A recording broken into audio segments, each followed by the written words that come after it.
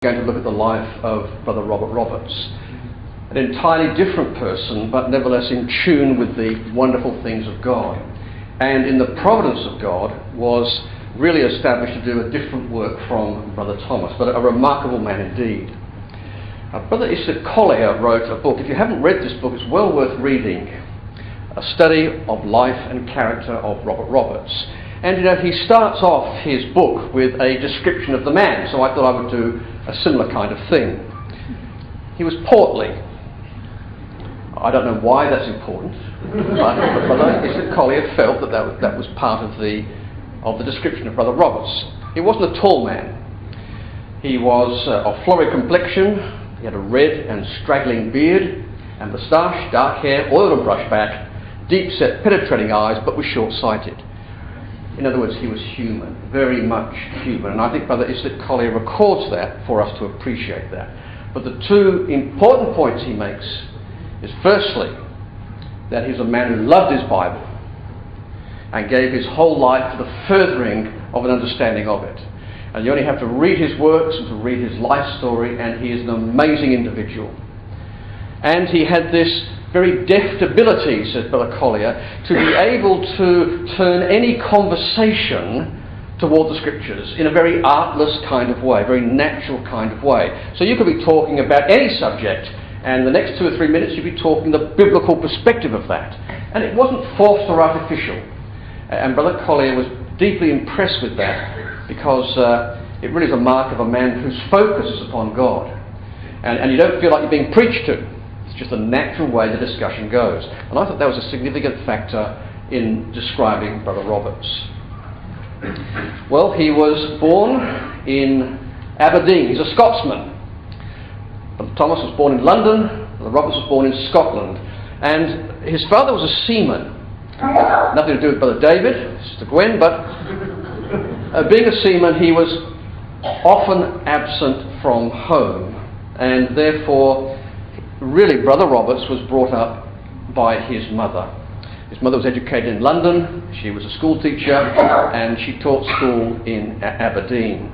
And there on the screen there, we have an old picture of his birthplace in Links Street, Aberdeen.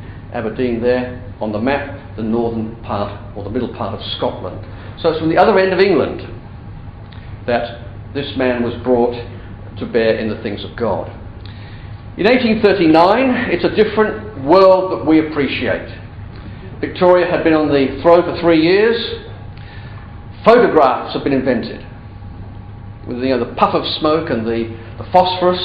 That's why they had these grim looks, because it took almost 30 seconds for the negative to develop. So you weren't allowed to hold a smile, and therefore you frowned, because it was easier to frown than it was to smile. And that was the art of photography in those days. And tea was first introduced to Britain.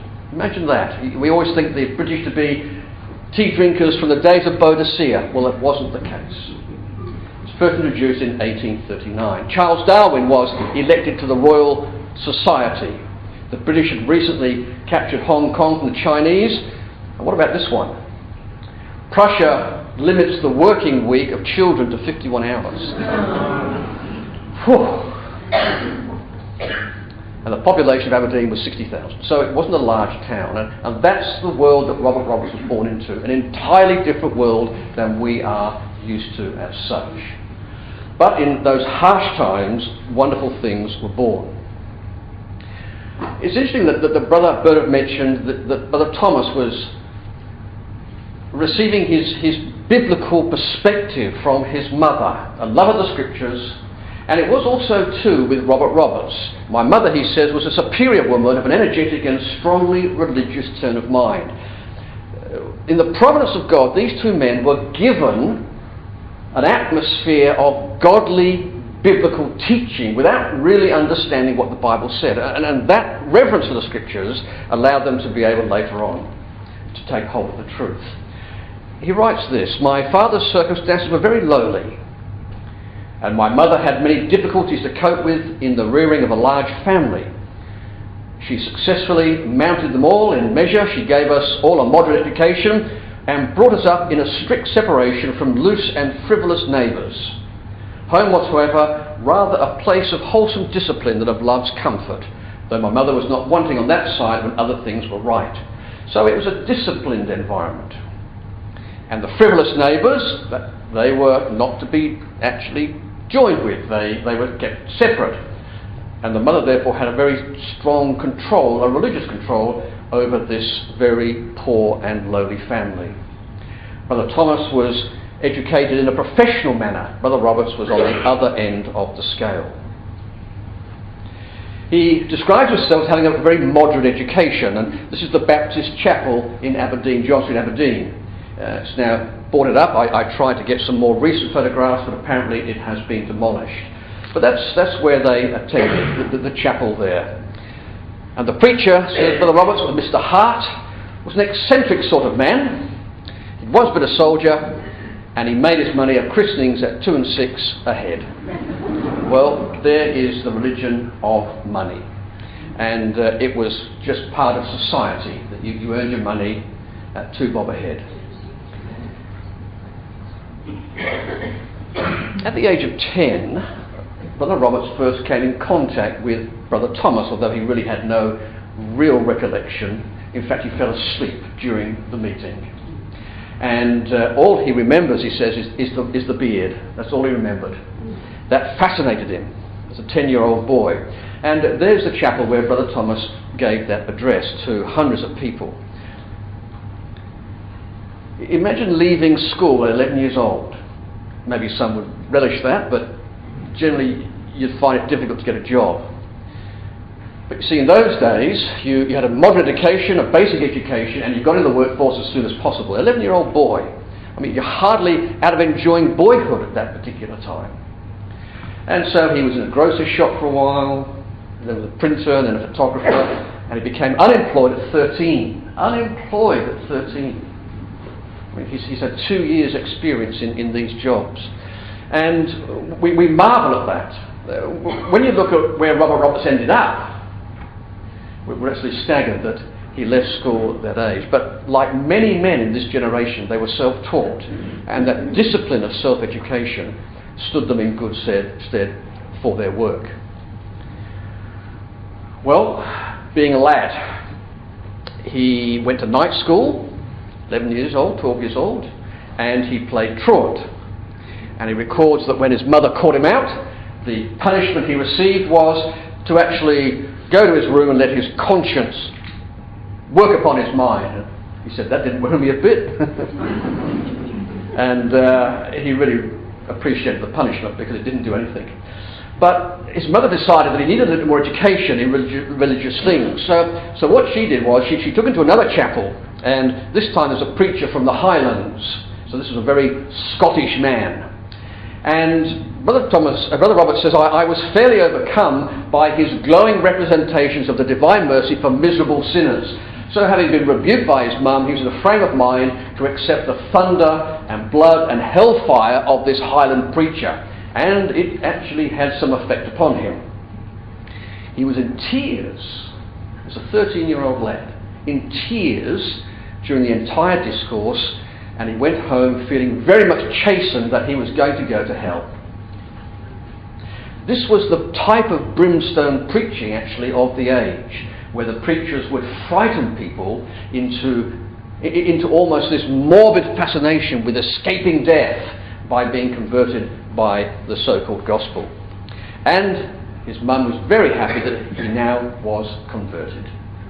This was their sense of conversion, that feeling sorry for themselves and wanting to escape the fires of hell, that in fact was conversion of the day. And it's a very standard approach towards religion through Scotland and England at the time. Well, he writes in his book, My Days and My Ways, that he read voraciously for any material that came across his desk. And interestingly enough, his sister and his grandmother were in receipt of Brother Thomas's periodical Herald of the Kingdom and Age to Come. There's a front piece of that particular book. So what Brother Thomas was doing in the US, the periodicals were going across to the UK. As was indicated by Brother Burt, he actually spoke in the UK to large audiences, and particularly in Scotland, And that had an effect of the distribution of this particular periodical. This is what he wrote. The experience was extraordinary. Now he's a 13, 14-year-old boy. I expected the usual sort of religious reading, dealing with the experiences of the soul in the light and shade of depressed and joyful feeling. But lo, here was a religious book that denied straight away in the first article that there was such a thing as an immortal soul in man at all, and then denounced the whole religious system built upon such an idea as a superstition, an imposture for which the Bible was not responsible. I was startled. I was awakened. I was filled with a new joy.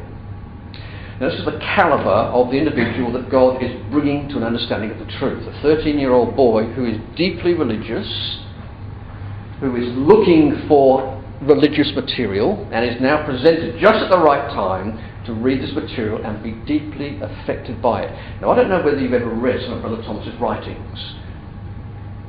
Okay, they're reasonably complex. The arguments are tightly argued. And this boy is absorbing all of this. I was startled. Amazing reaction, isn't it, from this individual?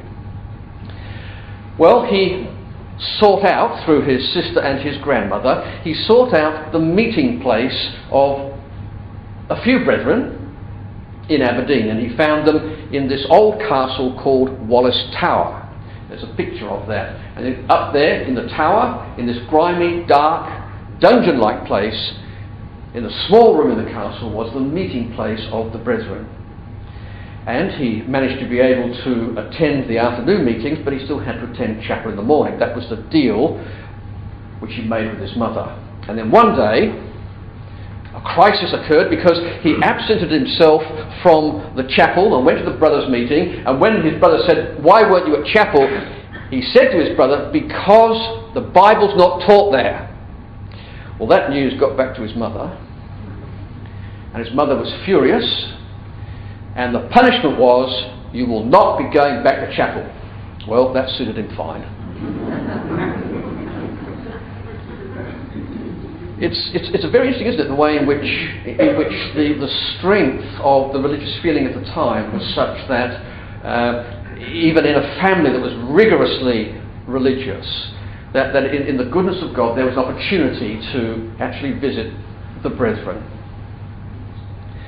Well, he needed to improve himself, and on the recommendation of his sister, he begins to learn Latin, and he also begins to learn Pitman's shorthand. I think probably most of us here would remember what shorthand is. It's like squiggles across a page, and all those squiggles represent words. It's a very fast way of taking down dictation. And Brother Roberts learnt that, and apparently was a very proficient shorthand writer. Very legible hand, very fast. He was known in circles to be very proficient at that, and learning this at a very early age stood him in good stead for later on. At the age of 14, he was baptised in the River Dee. 14 years of age. We do get young people who are baptised very early. And Brother Roberts was one of those. They were very mature early. So being sent to work at 11 years old, you grow up very quickly in an adult environment. And there's the original bridge. It was built in 1527, rebuilt in 1718, and widened in 1841. So it was there when Brother Roberts, in fact, was baptised. I don't know whether you ever put your foot in a Scottish river, but boy, you want to be baptised in summer, I can tell you that. And then at 16 years of age came this book, which I think we all are very, very familiar. He devised a system of reading his Bible. He really appreciated the fact that you need to be systematic in your Bible reading, to be able to follow through an epistle, follow through a series of books. And he devised for himself a chart which allowed him to, as we know, read the Old Testament once a year and the New Testament twice. And it became so popular that he began to run sheets off for various people. Here's a 16-year-old lad writing this preface. Salvation depends upon the assimilation of the mind to the divine ideas, principles and affections exhibited in the Scriptures. The The process commences with a belief of the gospel, but it is by no means completed thereby. It takes a lifetime for its scope, an untiring diligence for its accomplishment. The mind is naturally alien from God and all his ideas, and cannot be brought at once to the divine likeness. This is a work of slow development and can only be achieved by the industrious application of the individual to the expression of God's mind in the scriptures of truth. The infallible advice, then, to every man and woman anxious about their salvation: read the scriptures daily. That's a 16-year-old lad who deeply, deeply appreciates the greatness of the Word of God, and also the systematic, industrious application of reading daily. And sadly, it's becoming lost in our community. But Brother Roberts is right. Salvation depends upon the assimilation of the divine mind. 16-year-old appreciated that, and people began to print that off. Well, he had a number of jobs between the ages of 17 through to 20. He firstly was a chemist assistant. There's a photograph there of the actual chemist shop that he was an assistant to, and above that was a printer's place, and the printer was looking for an assistant. The Aberdeen Daily Telegraph, which ran 1,000 copies a day, wanted someone to help with the typesetting and the printing. And Brother Roberts was invited to actually take that at 17 years of age, and he thought, well, I've got an opportunity here to no longer dispense pills and potions and to actually get into the trade of printing, and that appealed to him. And so he became a journalist and a reporter to some extent, but was forced to leave that position because that newspaper was a little bit shady, a little bit shonky, and he felt on principle that he could no longer work there. But it did provide an opportunity to write. 17 years of age, he writes to Brother Thomas. It was not an epistle such as the author's mature judgment could approve, says Islip Collier, but it was no doubt the beginning of a mental contact with two men who were like each other, a close bond of confidence. And as Brother Islip Collier says, here was a youth who could write, full of enthusiasm for the scriptures, and who at such an early age could stand for principle against parents and friends. His development was to be observed with keen interest. And what is interesting is that by the time Brother Roberts was 18, 19 or 20, he was one of the few people whose knowledge was extraordinary in the Bible. The group of brethren and the number of ecclesia was small, and this young man really was selected time and time again because he had the facile memory of being able to explain the scriptures. And this is evident. 17-year-old lad writing to Brother Thomas. Here's his first presentation. I think probably, brethren, we've often been involved in this kind of situation. I had never previously uttered 2 consecutive sentences otherwise than in conversation. I was called on in rotation with the other members to make some criticism on an essay that had been read. I got up in imitation of the others. I leant forward with my hands helplessly outspread on the table, and my brain went into a whirl.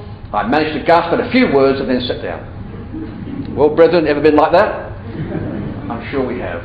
In fact, I still think there are some brethren like that. But anyway, it was an attempt, wasn't it, to speak, and he said in itself the effort was a frightful failure, but it was of great importance in breaking the ice.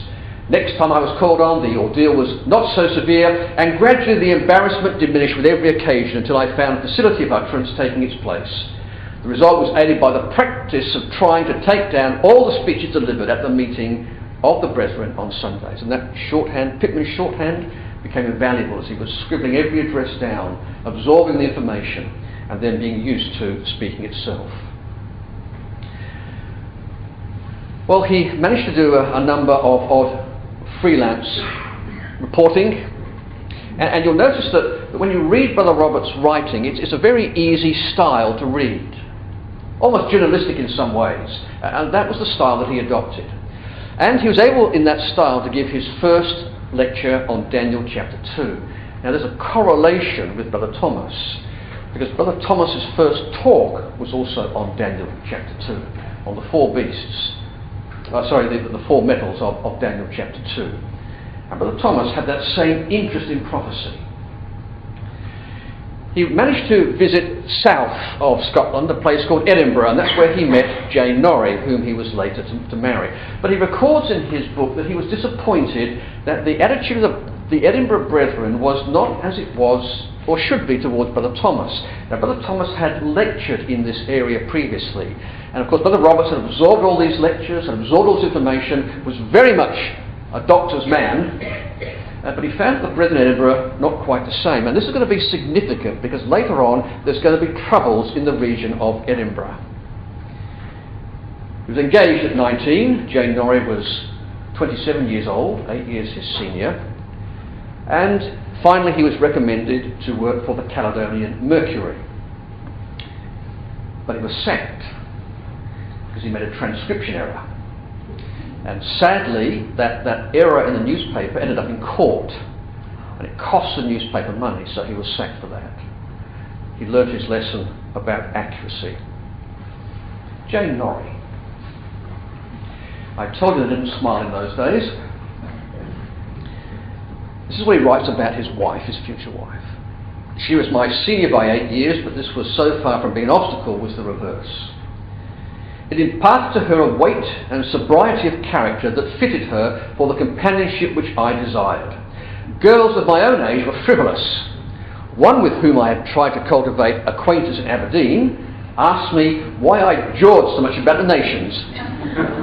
So she clearly did not like current events. There was no repugnance of this sort to the truth about Jane Norrie. On the contrary, her tastes were all in the line of intellectual and scriptural things. There was an inexhaustible fund of interest in this direction which supplied the material for conversation that never flagged. I met no one like her in this respect, and it was inevitable that our acquaintance should ripen fast. See where his mind is. His mind is on the scriptures. His mind is on a partner who actually will complement that scriptural interest. And Jane Norrie supplied that. Well, his work took him to Huddersfield. And in actual fact, there was no ecclesia or meeting place in Huddersfield, and the nearest one was in Halifax, around 12 brethren, 6 or 7 miles away. So every Sunday they walked that 6 or 7 miles. Now, that's quite a way, that's 10 kilometres. I wonder whether we'd be prepared to walk 10 kilometres. They couldn't afford the transport, and only on special occasions did they take the transportation there. But generally, 10 kilometres walk every Sunday. It's quite a dedication, isn't it, for that young couple. We availed ourselves of whatever promising opportunities in other directions presented themselves. And on the left-hand side there would be a typical handbill that Brother Roberts would put out and distribute in the area of Halifax. I don't know how they can crowd so much information on a pamphlet, but those were the bills of the day. And at that time, Brother Roberts, as we have there from the extract, was in fact introduced to open-air preaching.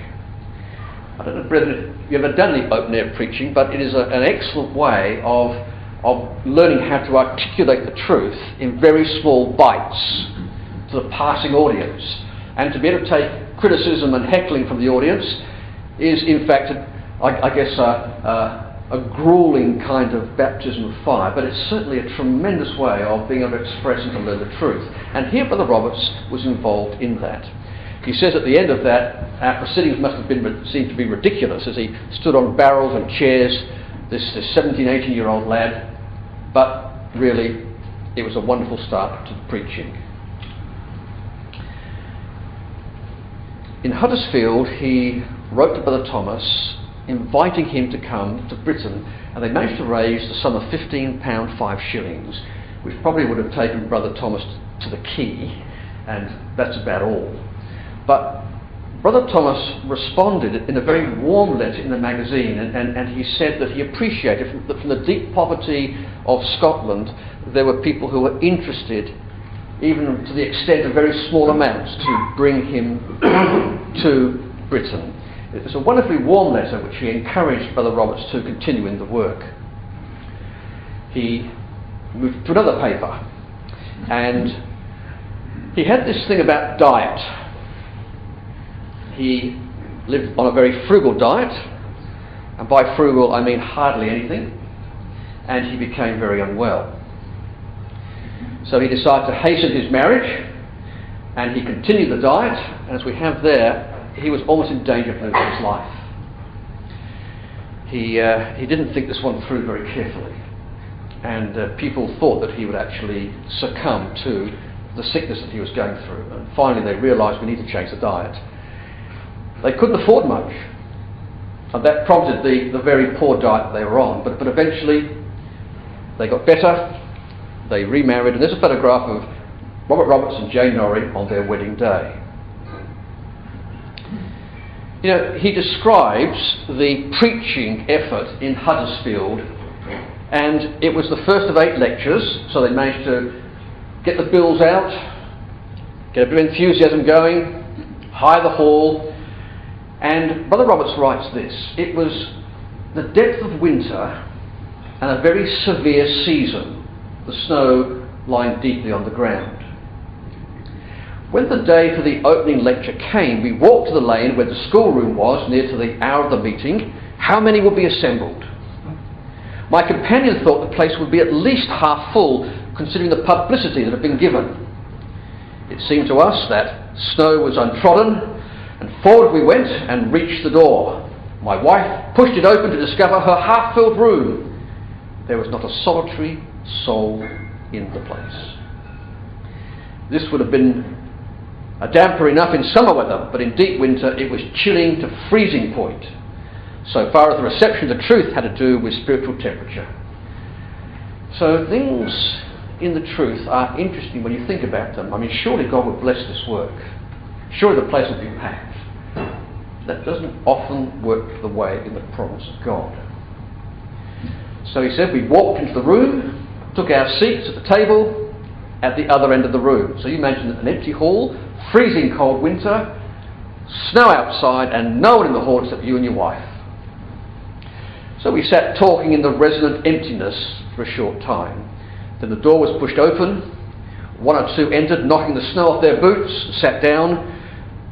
The state of things was not very encouraging to them, and it would not have taken many minutes to lead them to get up and go out again.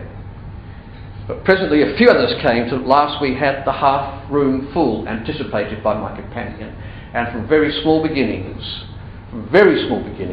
began the ecclesia there at Huddersfield. And that pattern was across the country. Small groups, renting out small rooms, handing out bills, trying to get interest. Phrenology. This was the science of the time. Now, phrenology is the study of the shape of the skull, and by pressing around the skull and all the different indentations in the skull, you can actually determine the character. That was the science of the day. And there were 2 men.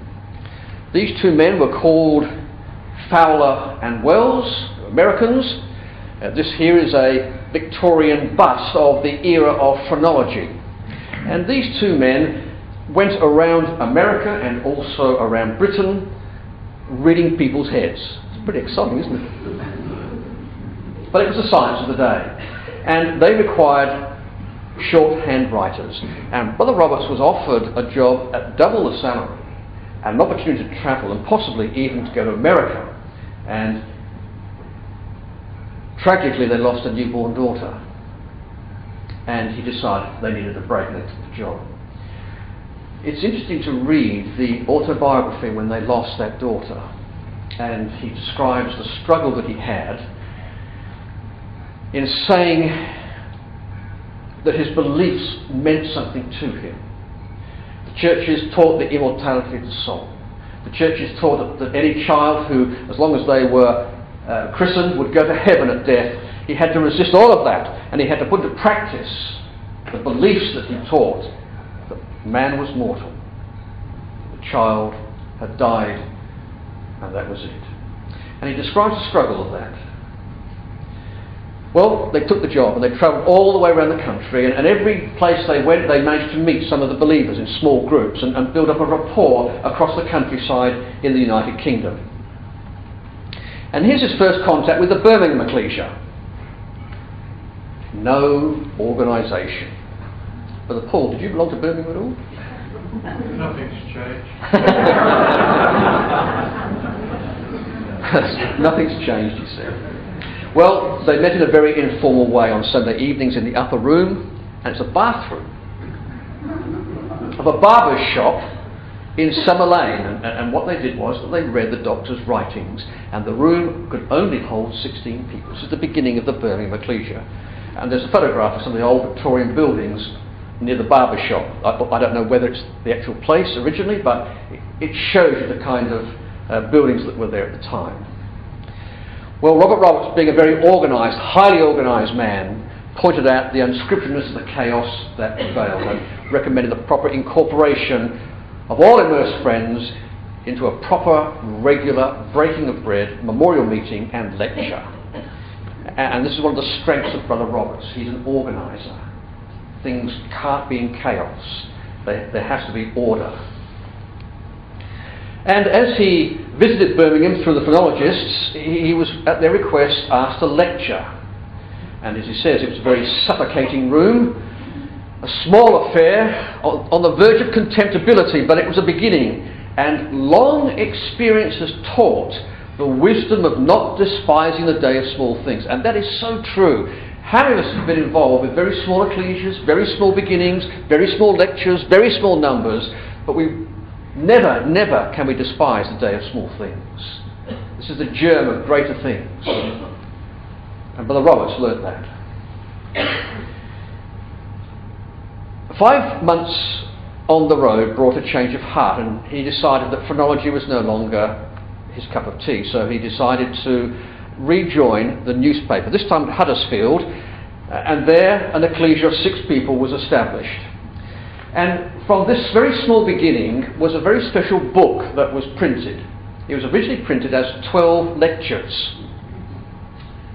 And the people listening to these lectures, a very systematic approach to the truth, in contrast to the foolishness of church teaching, was in fact so well accepted that broadsheet after broadsheet after broadsheet was printed until finally that became, from penny sheets, to a book entitled Christendom Astray.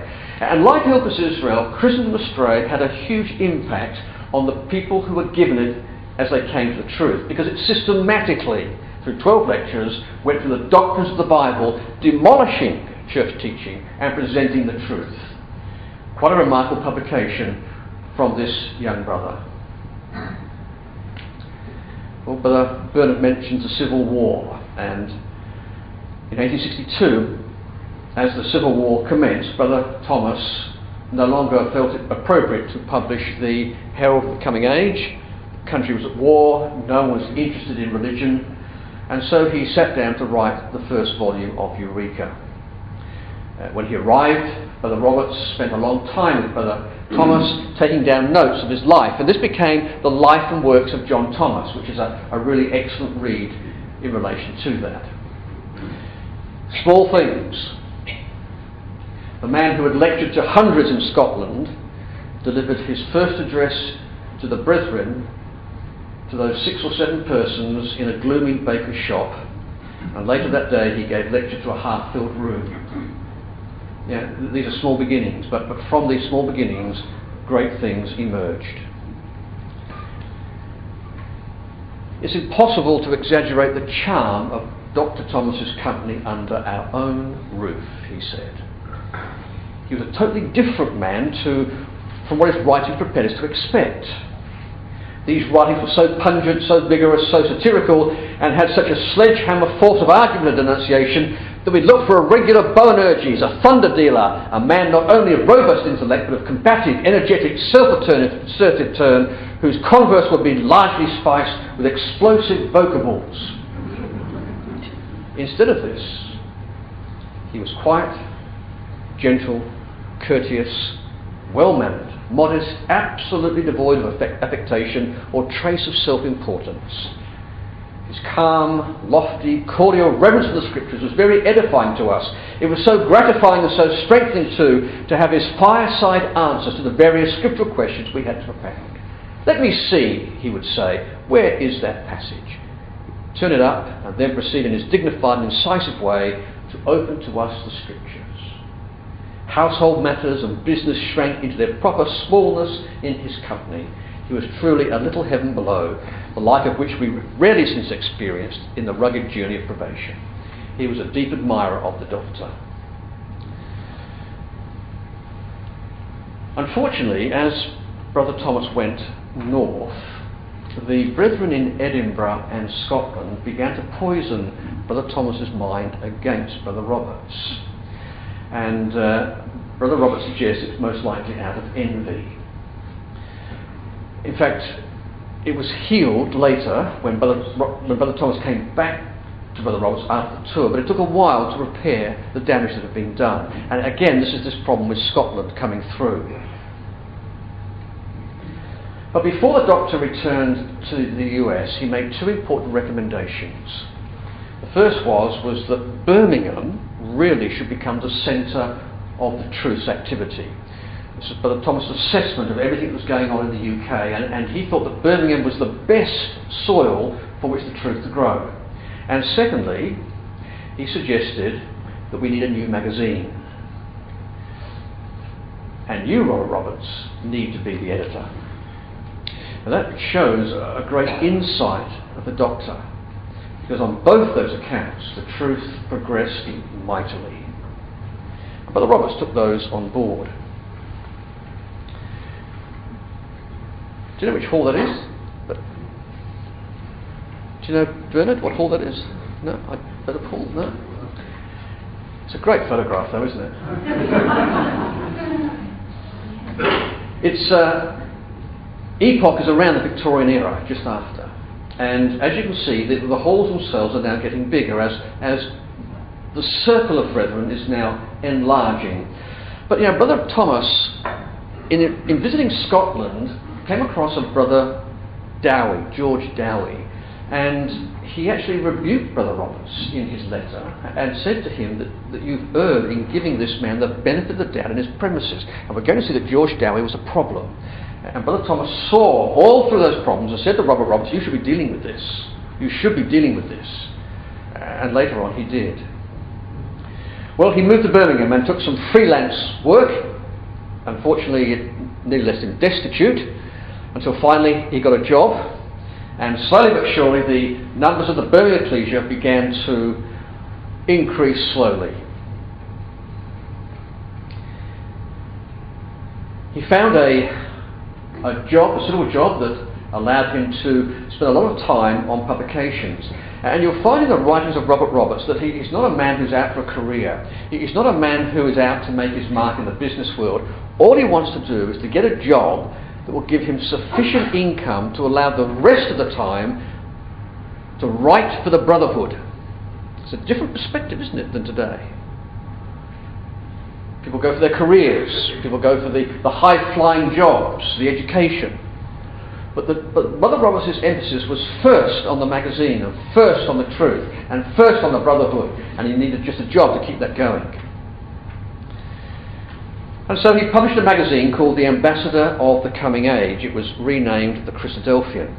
And also the first hymn book, The Golden Harp.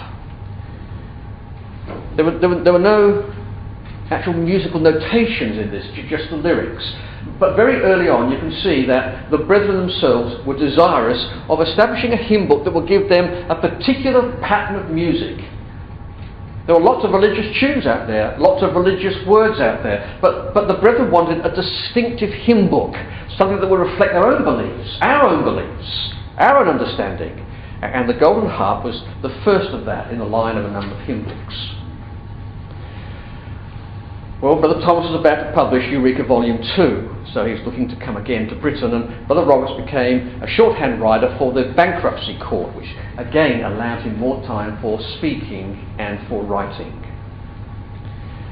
Brother Paul mentioned this incident in his exhortation about the Catholic apostolic body, the Irvingites, who had lectures in Birmingham on the second coming of Christ. And Brother Paul pointed out this was a revolutionary topic to have publicly debated in Birmingham. That's the Birmingham Town Hall.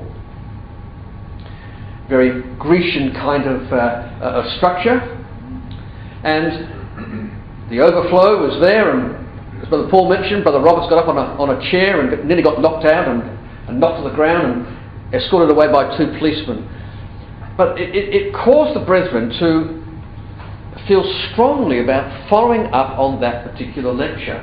And they had to raise the enormous cost of £20 to hire the Birmingham Town Hall. And as a result of that, the place was absolutely packed. Absolutely packed. And out of that, 23 baptisms resulted. The ecclesia is now 68. And the money was eventually found. It was a huge burden upon those brethren, but the money was eventually found. And then the problem of George Dowie appeared. There's a photograph there of George Dowie. The antagonism in Scotland that had been growing now began to develop, and George Dowie introduced the doctrines of the immortality of the soul and a personal devil. It's a little bit more subtle than that. Actually, what he said was that you don't have to deny those things. And that really introduced, I guess, the question of doctrines to be rejected.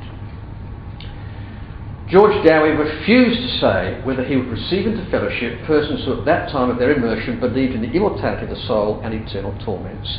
He refused to admit that the holding of the immortality of the soul was inconsistent with the holding of the faith of Christ.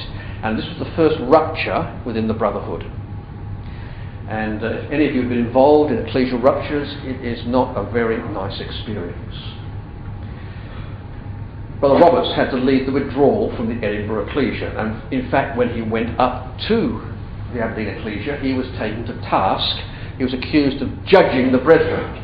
And Brother Roberts had to point out that we're not allowed to judge motives, but we certainly can judge issues, and we need to discern what's right and what's wrong. But he was taken to task by some of the brethren in relation to that.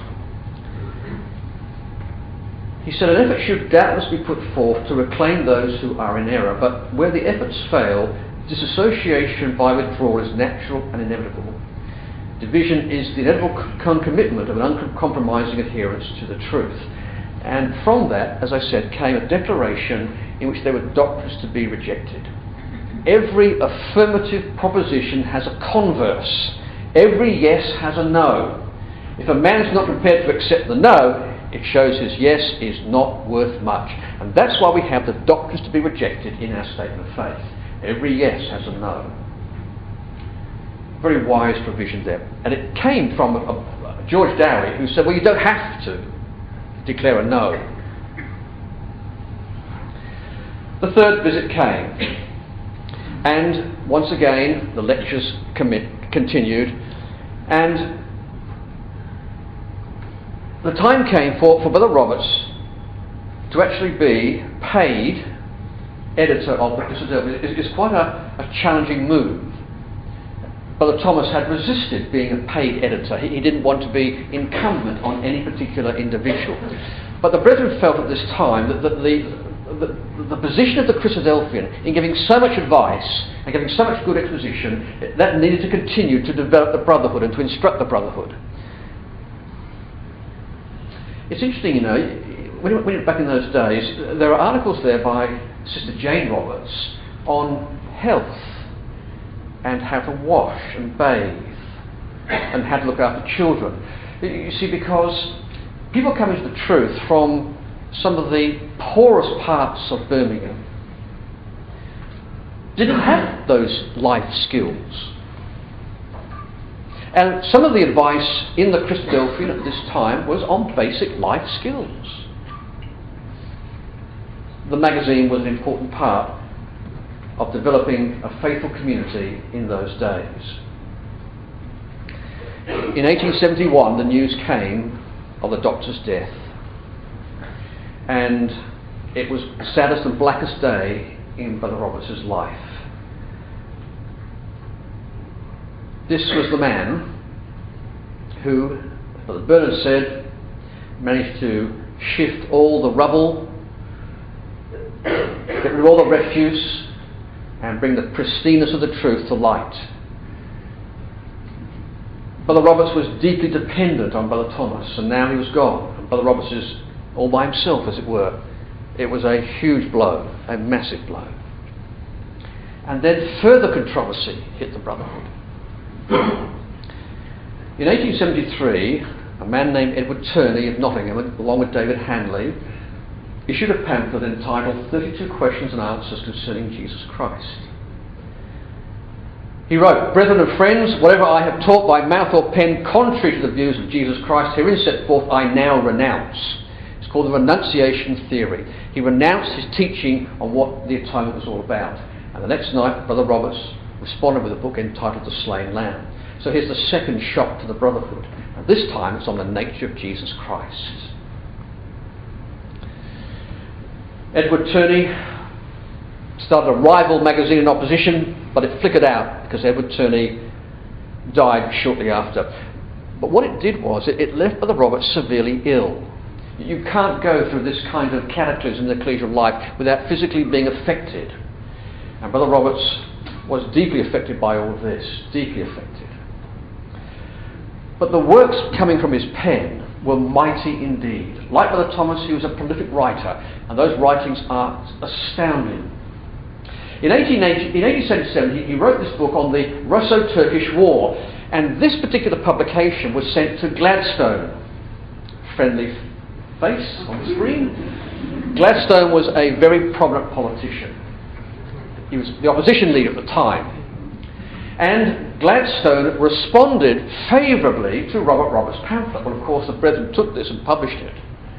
And this was a great way of preaching the truth. The opposition thought that this pamphlet had some useful information about the Middle East questions. He wrote The Ways of Providence, 13 lectures on the Apocalypse. Britain moved into Egypt and caused great excitement in the Brotherhood. 1883, The Visible Hand of God, The Trial. And then in 1883, that most invaluable work, The Conduct and Guide, which we know as the Ecclesial Guide today.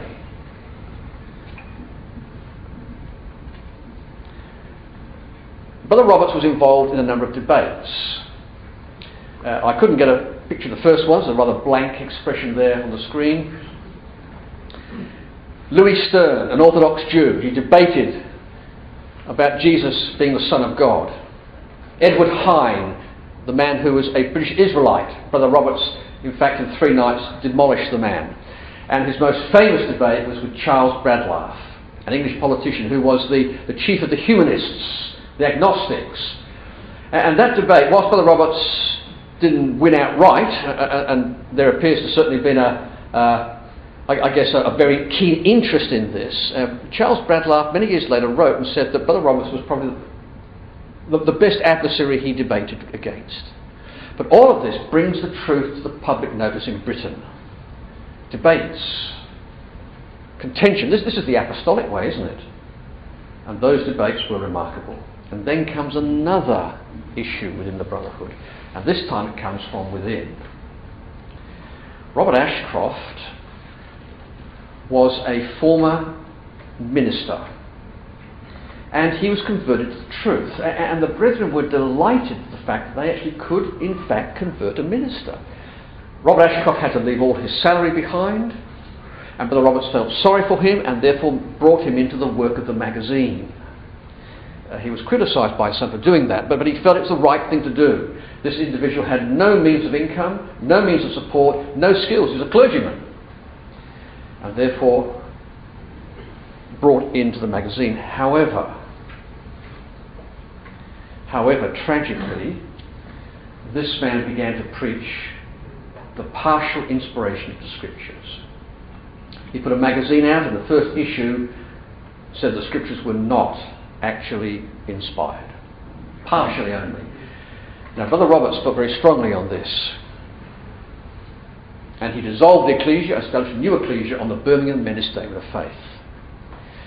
He was criticised in the way he handled this by some members of the Brotherhood, but he felt very strongly that if you deny the inspiration of the Scriptures, you might as well throw the Bible out.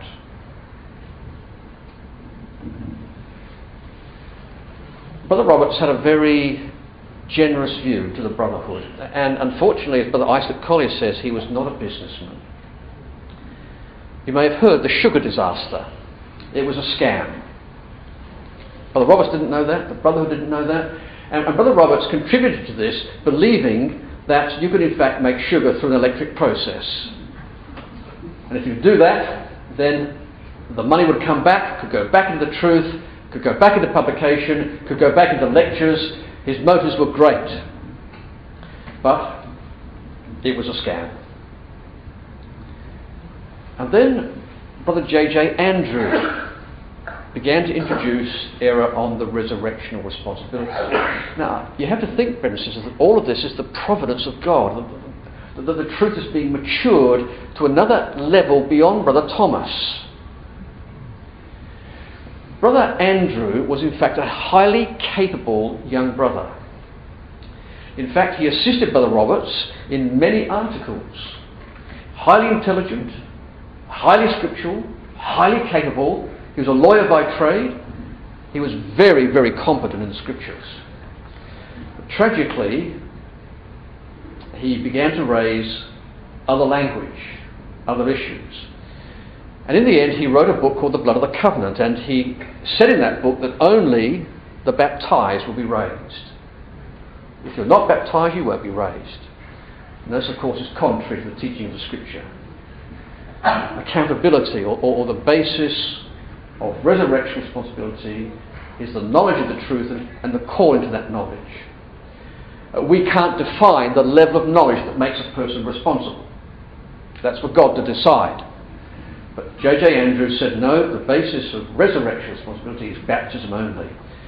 There were great debates on this issue, and unfortunately the brotherhood split again. You would have thought that Brother Roberts would have learnt from the sugar disaster, but there was the unbreakable glass scam. And he, again, to his embarrassment, realised that he'd lost the brethren money. And he tried to recoup that. All of that pressure made him very ill, and he received an invitation to visit Australia and New Zealand. There's a picture there of Thomas Williams. Thomas Williams was an individual who, in America, took up some of the teachings of J.J. Andrew. In fact, the basis of the amended and unamended group in America stems from this particular division. The unamended are those who follow Thomas Williams' teaching on the resurrection through baptism. Well, we reach our final journey. He visits Australia and New Zealand and tragically died unexpectedly all by himself in a hotel room with no one there except himself at the age of 59, worn out and ill. Brother C.C. Walker journeyed to the USA to arrange his burial, and he writes in his book there that when the coffin was loaded to the grave and this filled up, it was crowned by some loving hands with a large and beautiful floral emblem displaying in violet colour on a snow white background the simple legend, "Our Brother." And I think that summarises the view that the brotherhood had of Brother Roberts, our brother. He was an indefatigable worker, moving around week by week, exhorting, lecturing, teaching, encouraging and writing. He was our brother. And whilst Brother Thomas discovered the truth, Brother Roberts confirmed and established it. And we'd be very, very thankful that in the promise of God we inherit the results of those labours. So in conclusion, I know I have got over time, but in conclusion, these are the lessons we learn from Brother Roberts. Firstly, he used every opportunity to preach and speak about the truth. So should we. He saw everything in his life in the context of the truth. There was nothing else that came close to the priority of the truth. He managed his working life to fit into the truth. He learned in the face of controversy that the truth of God is the rule of friendship and communication. Controversy made him ill. Controversy in the promise of God honed the truth to the glory and the beauty that we experience now. But there was friendship and companionship in all of that. He greatly valued the writings of Brother Thomas. and so should we. And although flawed like all men, he is a great inspiration. He's left a legacy of writings that we should be reading. Ways of Providence, a wonderful book. Books that can strengthen us in the things of God. On his gravestone, next to John Thomas, is the inscription that this brother continued the work begun. May we do the same. Thank you.